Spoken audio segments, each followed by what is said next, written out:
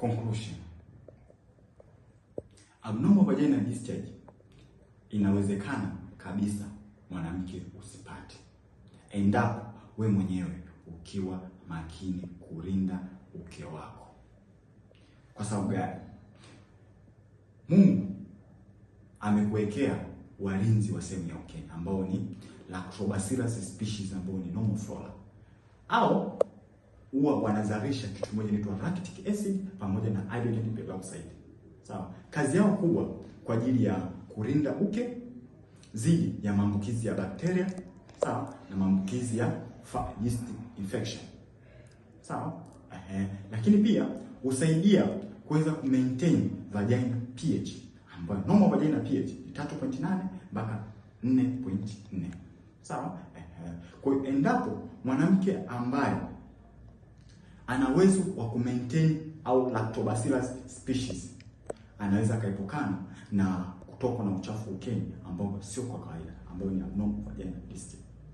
Na akiweza kuepukana na zile triggers factor ambazo zile risk factor, kwa mfano multiple sexual partners, unprotected sexual intercourse, douching, intrauterine contraceptive device, matumizi ya pombe, excessive use of alcohol, excessive use of smoking or cigarette smoking, na maintenance of body weight.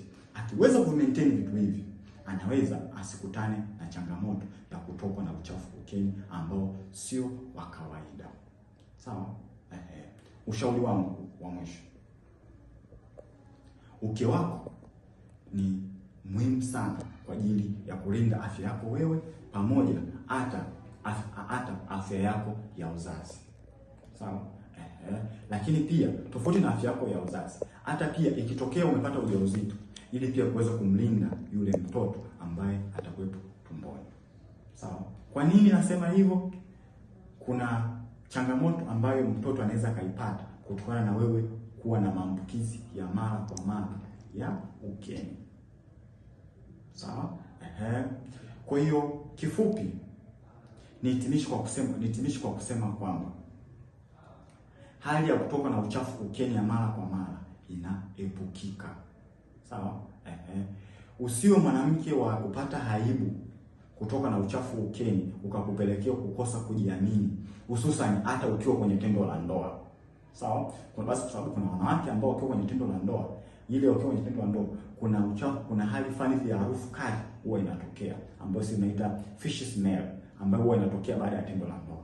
Sasa ile wanaume wengi sana huwa hatuipendi. Sawa? Ili kujitengenezea hali ya kujiamini psychological, tengeneza mazingira mazuri ya kulinda uke wako. Sawa? Niwatakie siku njema, niwatakie wakati mwema.